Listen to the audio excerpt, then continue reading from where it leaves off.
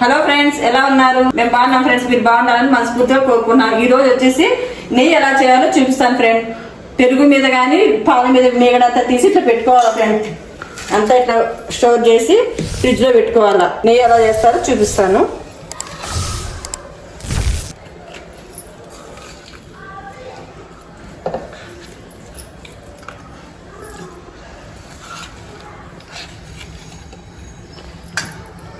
ఇలా మిక్సీకి వేసుకున్నామండి.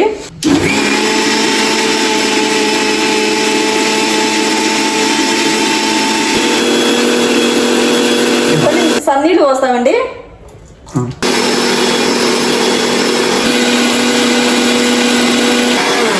ఇలా మిక్సీలో రాకుంటే ఇట్లా కవంతో కానీ చిలకండి. ఇట్లా వస్తుంది చూడండి, ఇది ఇట్లా వస్తుంది. అది ఇట్లా కవంతో చిలికినా కానీ ఇట్లా వస్తుందండి. ఇలా చేసుకొని మీరు కానీ నేయండి. పెరుగు మీద మీగడి, పాల మీద మీగడి అంతా ఫ్రిడ్జ్ లో పెట్టేసి ఇట్లా చేసుకోండి. 20 రోజులకి, నెలకు అట్లా.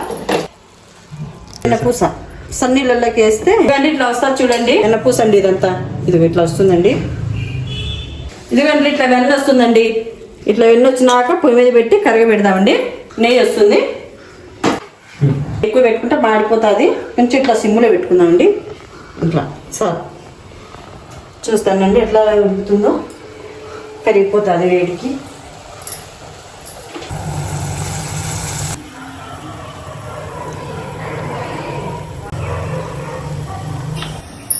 ఇది వేడికినాక ఫస్ట్ కొబ్బరి వేసుకోండి.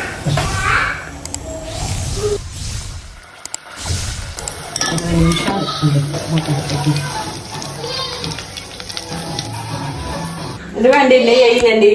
తమలపాకు తొడి వేయాలండి. బాగా కాగేటప్పుడు కరివేపాకనే వేసుకోవచ్చు, తొడిమైనా వేయచ్చండి. ఇలా వేసుకోండి. నెయ్యి బాగా కాగినాకండి ఇట్లా స్టీల్ దాంట్లోనే వేసుకోవచ్చు, గాజు దాంట్లో అయినా వేసుకోవచ్చండి. ఏదైనా పర్వాలేదు, బాగుంటుందండి. మరి ప్లాస్టిక్దే వేసుకోవద్దండి. ప్లాస్టిక్ దాంట్లో వేసుకుంటే ఇంట్లో చేసినంత టేస్ట్ రాదండి. ప్లాస్టిక్ దొద్ది స్టీల్ దాంట్లో కానీ గాజు దాంట్లో కానీ వేసుకోండి. ఇవన్నీ ఇట్లా వడగట్టుకోండి.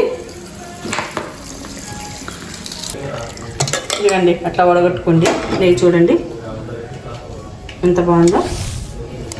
మీరు ఇట్లా ట్రై చేయండి. మరిన్ని వీడియోల కోసం మా ఛానల్ని సబ్స్క్రైబ్ చేయండి.